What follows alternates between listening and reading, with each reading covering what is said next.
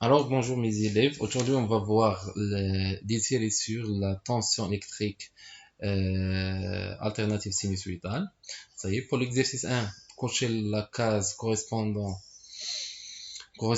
à la bonne réponse. L'oscilloscope permet de visualiser la tension au cours du temps. Oui. Donc, l'oscilloscope, c'est un appareil, permet de mesurer, de visualiser la tension au cours du temps.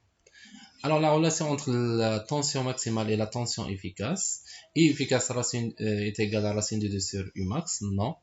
Alors, c'est l'inverse. Donc, c'est Umax sur racine de 2.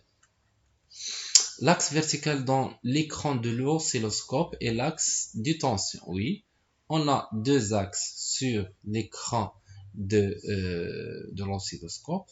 L'axe vertical, c'est de la tension et l'axe horizontal, c'est de temps. Donc, ici, c'est oui.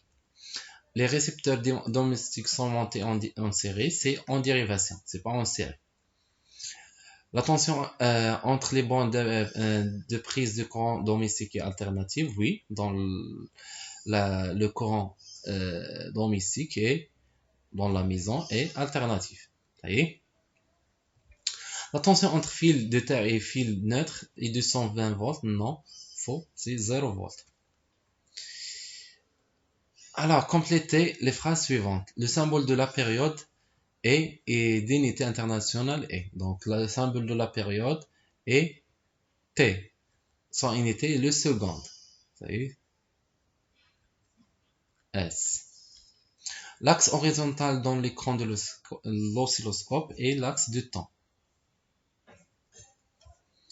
Donc, mesure l'énergie électrique consommée par l'utilisateur, c'est le compteur électrique. Le compteur.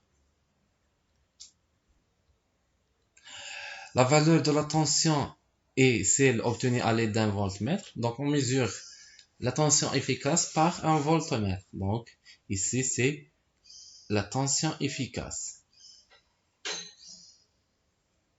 Vous voyez, la tension efficace est notée par UEFF.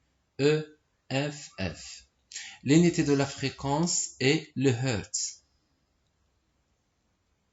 Donc, symbole d'ILO, c'est Hz. Et on sait que la fréquence est inverse de la période et le temps, la période est en secondes. La tension efficace entre le fil phase, donc on a ici phase, et la prise de terre, c'est 220 volts. Donc la lampe du tournevis testeur est allumée lorsqu'elle est reliée à la borne. Donc négative, c'est la phase. L'unité internationale de la tension est le volt. La relation entre Imax et efficace est, donc, I efficace est égal Umax sur racine de 2.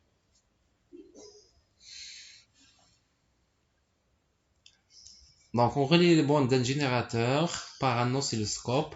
On obtient l'oscillogramme suivant. L'oscillogramme, c'est ça. Ça y est, c'est un trait. Donc, avec la sensibilité verticale 3 volts par division et la sensibilité horizontale est égale à 1 milliseconde par division. Donc 1 milliseconde est égal à 10 à la puissance moins 3 secondes. Alors, quel est le type de cette tension? Lorsqu'on a un trait, c'est une tension continue. Tension continue. Ça y est.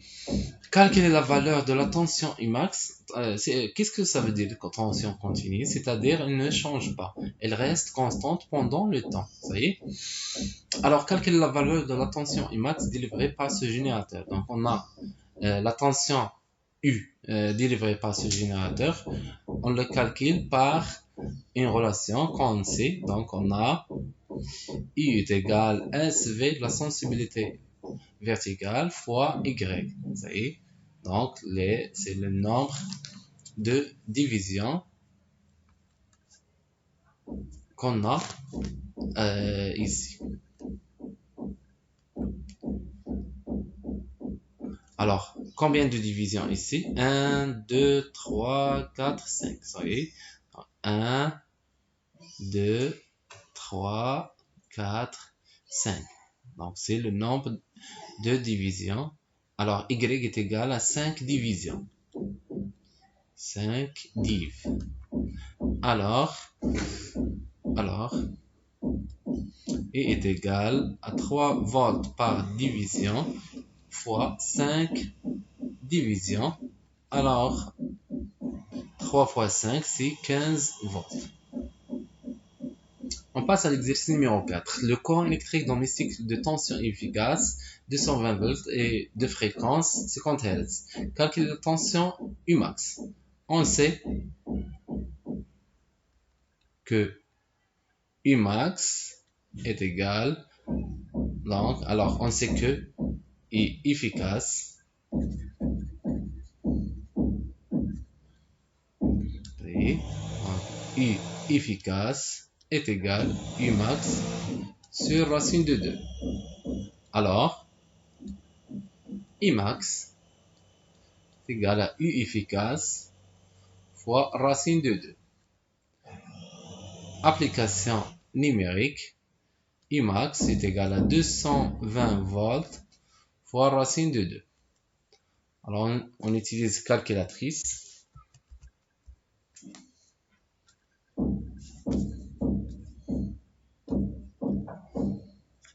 Alors, 220 fois 2, donc racine de 2, est égal à 311,12. 11,12, n'oubliez l'unité, c'est le volt. Calculer la période de cette tension. Donc, on sait que la fréquence est égale à l'inverse de la période. Alors, si on veut la période, c'est l'inverse de la fréquence. Donc, c'est 1 sur 50 Hz est égal à 0,02 secondes. Si on veut, donc il ne demande pas ça. Donc si elle veut la tension en millisecondes, on multiplie cette valeur fois 10 à la puissance 3. Ça y est, 10 à la puissance 3 est égal à 20 millisecondes. Ça y est. Mais toujours, il faut laisser ça. Donc, on laisse t est égal à 0,0 secondes. On passe à l'exercice 5. On considère le chemin suivant, sachant que la sensibilité verticale est de 2 volts par division, la sensibilité horizontale est SH. Donc, on l'appelle la sensibilité horizontale ou bien donc la durée de balayage. Donc, soit on dit sensibilité horizontale ou bien durée de balayage. Donc la durée de balayage SH est égale à 1 milliseconde par division. Alors quel est le type de cette tension? On a ici une tension alternative, donc plus des tensions positives et des tensions négatives, et sinusoïdale, donc une onde. Ça y est. Quel est le type de cette tension? Quel est le type? Donc, on a la tension est alternative sinusoïdale. Sinusoïdale. Ça y est. Donc, une tension alternative sinusoïdale. Quelle est la tension Umax de cette tension? Umax, donc, Umax, c'est ici, Umax. Donc, c'est le nombre, c'est la sensibilité verticale fois Y. Donc, combien de divisions ici? Donc,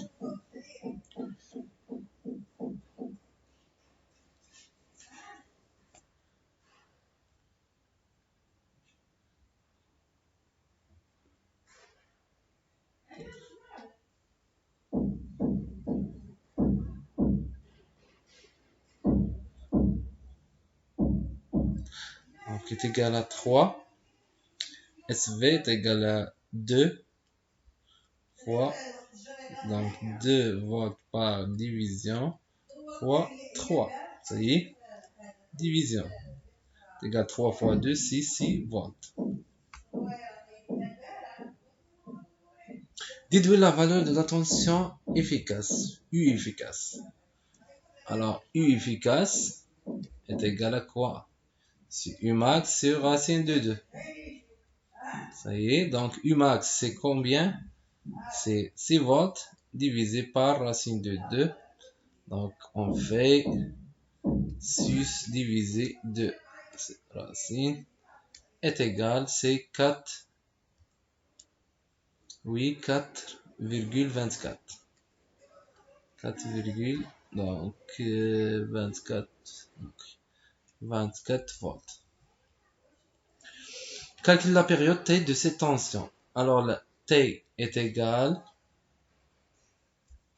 Alors, c'est pour déterminer la tension, on fait SV fois Y. Pour déterminer la période, on fait SH. Donc, on a SH fois X. Et X, c'est le nom qui indique la valeur d'une période. Alors, par exemple, si on veut la période, on fait,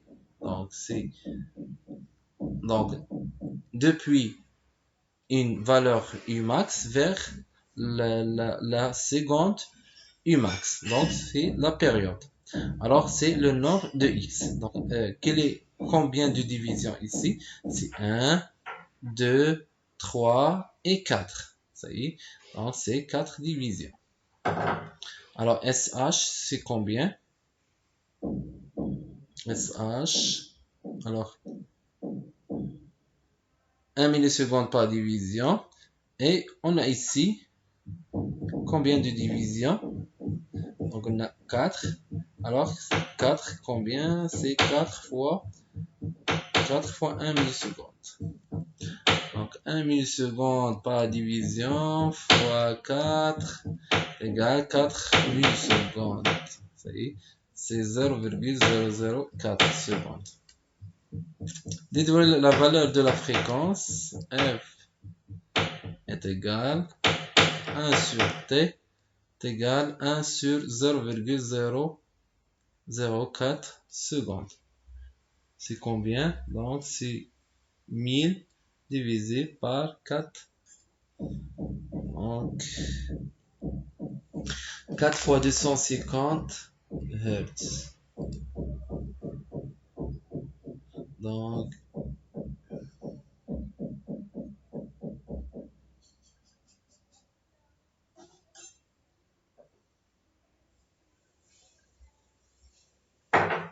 Donc les autres exercices, c'est la même chose. Merci pour votre attention et au revoir.